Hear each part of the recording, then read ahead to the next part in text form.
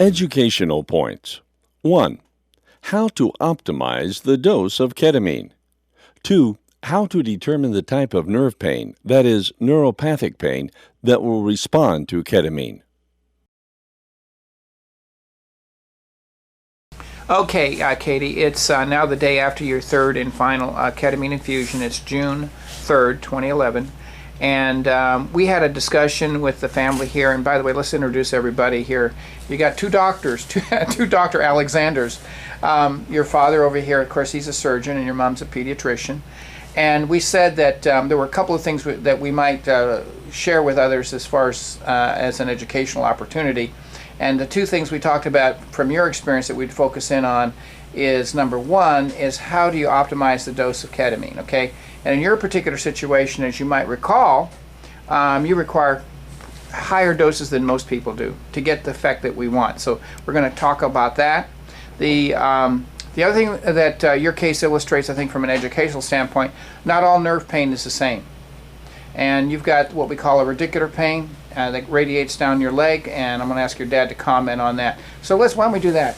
Why don't you tell us about how we got to where we are right now? And we're now talking about, what, almost 10 years down the road here? 11? 11 years. So tell us how we got to this point. Kind of summarize that for us. In '95, she had a diving accident the last day of school, just before she entered college. Following that, she had a discectomy, which was followed by a non-invasive or minimally invasive technique of putting screws between the sacrum and the fifth lumbar vertebrae. That did not work, and following that, in '99, she had an anterior and posterior fusion. Noted at the time of discharge was a weak toe. Otherwise, she did fairly well. Almost to the day, 3 weeks after that procedure, she developed RSD, which I had experience with and could recognize it instantly. We took her to the hospital, and in their multiple manipulations of trying to ease this horrible pain that she had, they decided to intervene with a catheter in the region of the sciatic nerve, during which they injured the sciatic nerve, and she spent 45 minutes screaming while they injected bupivacaine into that nerve. Right, and we know when you have that combination of symptoms and problems that probably there was a direct nerve injury. You should never inject into a nerve, okay? Or poke a nerve with anything, okay? When you do these blocks, you're supposed to do it outside the nerve, okay? So that, yeah. So and teaching a resident. Right. So okay, and so what we ended up with two things. We got the complex regional pain syndrome, but embedded inside of that, we have this radicular pain that shoots down her leg. Correct? Correct. And that's a different kind of pain. Okay. Absolutely. Yeah. Right. And what we're going to do here is we're going to go over here to Katie, and Katie, tell us about the difference between those two kinds of pain. Is one more tolerable than the other? The CRPS type symptoms, which you've learned how to identify, separated from the pain that shoots down your leg. Yes. From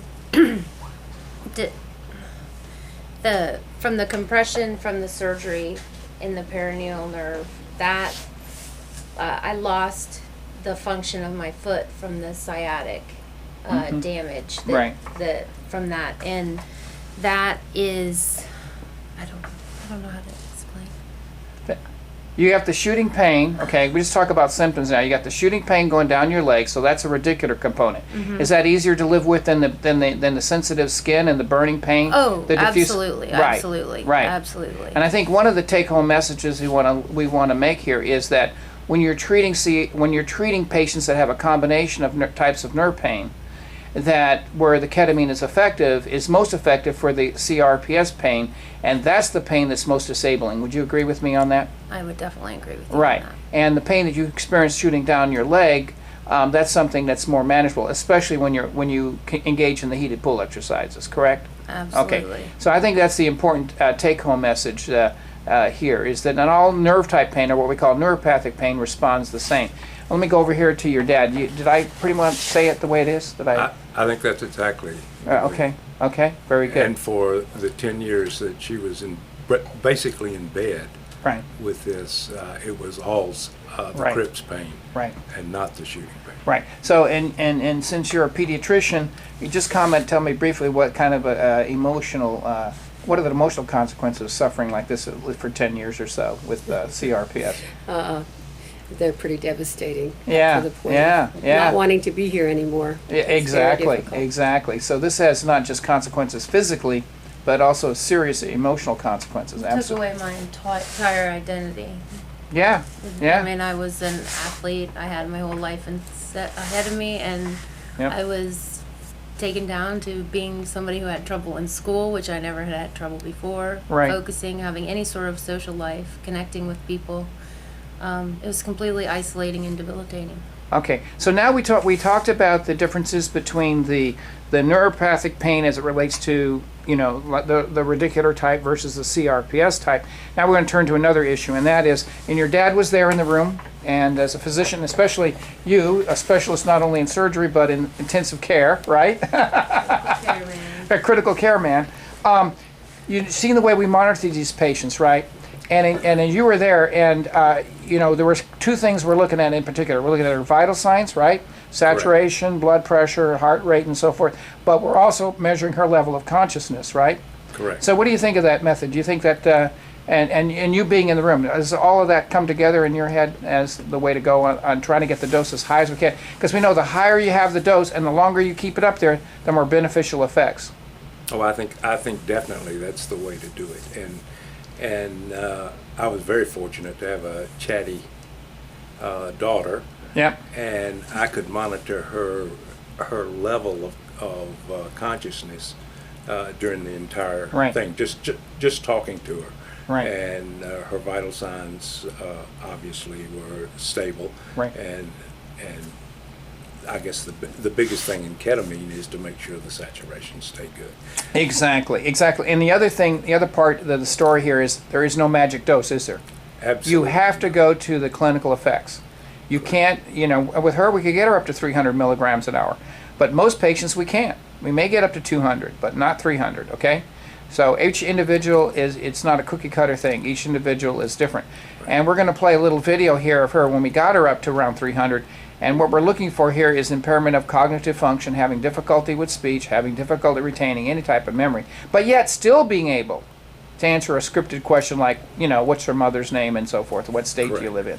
Correct. And that's how we keep her from going too far, because doctor, what's going to happen if we push the ketamine too high?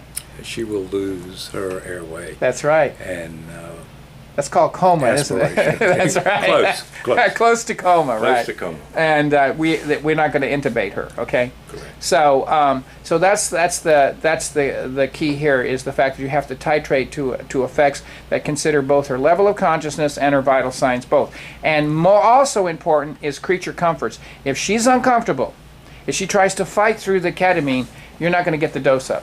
So having you in the room and doing all these little things we do to, and not so much in her case, but other patients to make them feel comfortable and deal with the possibility of hallucinations, I think all that makes it possible to get the dose high. Absolutely.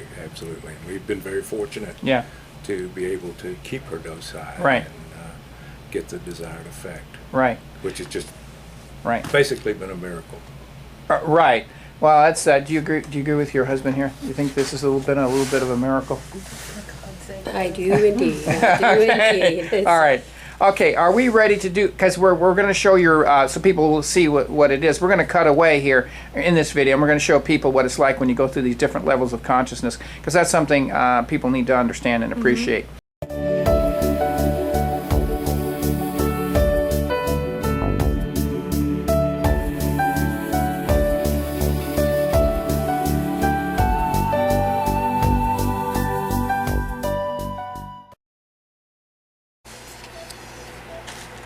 Okay, Katie.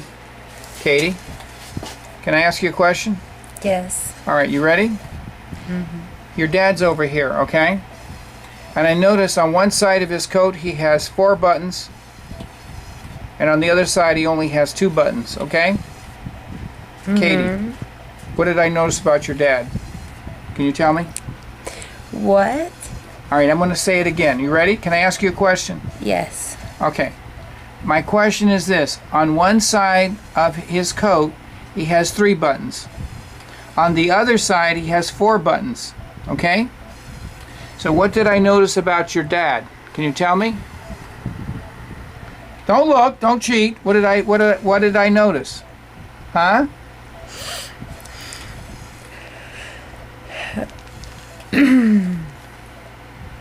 Okay, you can't answer my question. That's okay, Katie. Okay, I'm gonna ask you one more question. I'll leave you alone. Okay, you ready? What is your father's name? Jim. Jim? Okay, Jim. good. Good job. No, either. Good job. Okay. Jim. Jim. Not Jim Beam, huh? That's right. Jim. What is that? Okay, very good. Okay, one more thing and then I'll let you go. Okay, look up here to my hand. Look up at my finger up here. Look up here. Katie, look up here. Can you look higher? Look up there. Atta girl.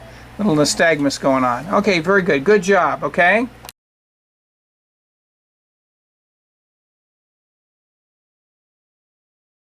But what we're going to do at this point, Katie, is we're going to go put you through some exercises, okay? The first thing I want you to do is, if you can give that container to your mom, I want you to go down here and bring your pants leg up on that right side for us. This is where we marked you before we started. Those little black marks here is where you had the allodynia, where it felt like road burn. And what I want you to do is I want you to close your eyes and I want you to start up here where you didn't have it and see how far you can get down now before you get into the what we call road burn sensation. Would it be better if I just did 2 since it's... Well, as long as you do it Yeah, very okay. lightly, just go very lightly, because that's where you can really make the distinction. When you get into road burn, let us know.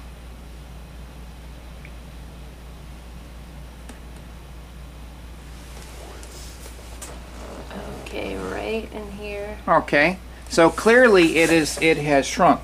So we started way up here, and now you're way down there Yeah. with the, and that's CRPS pain, isn't it? That's not radicular pain. So it had a profound effect on that, which means now you can wear clothing and that things touching your skin will not bother you as much. Okay? Absolutely. Yeah, right. Now the next thing I want you to do here is I want you to get up in front of the door there, and without no shoes, please. No shoes. No shoes. Okay? And we're going to go through the same exercise as we did before. Okay. Just stand in front of the door, and I'll tell you what I want you to do. First thing I just want you to do is take 3 steps forward, please, and 3 steps back. Okay? And then turn around and face me, please. Did you have any pain when you did that? Any increased pain? I'm No. sorry. Okay. And of course you didn't have that. You didn't before we started, but here's where we get into issues with you, when you try to walk on your toes. So now I want you to do 3 steps on your toes, please. Atta girl. There you go. That's it. Good, good, good. And 3 steps back on your toes, please. There you go. Good. Now turn around. Now remember, when we did this pre-treatment this time, you had a lot of pain in that right ankle, correct? Yes. Tell me about the pain. Is it less now? It's much less. Much less. Okay. Much less. And now we're going to ask you to go on your heels, and the distribution of the pain was a little different there. So go ahead and take 3 steps on your heels, please. Atta girl. There you go. Good job. Good job. Okay. Very good. And that's very good. Now, remember, before we treated you, it was in the back, near your buttock on the right side and on your posterior thigh, correct? So what's it feel like now? Is that decreased? It has definitely decreased. Okay. I can tolerate it. Yeah. And before I was a little worried about you falling, you're a little bit more safe now, stable, right? Absolutely. Good. Good. Okay, why don't you go ahead and sit down, please? All right, now let's go over the treatment plan here, okay? I expect with the heated pool exercises, and I keep going back to that because one thing, it's a desensitizer to the skin. You're least likely to re-injure yourself, which is the most common reason why patients relapse is re-injury. That you continue to do that. If you can tolerate it 3 times a week, that's fantastic, okay?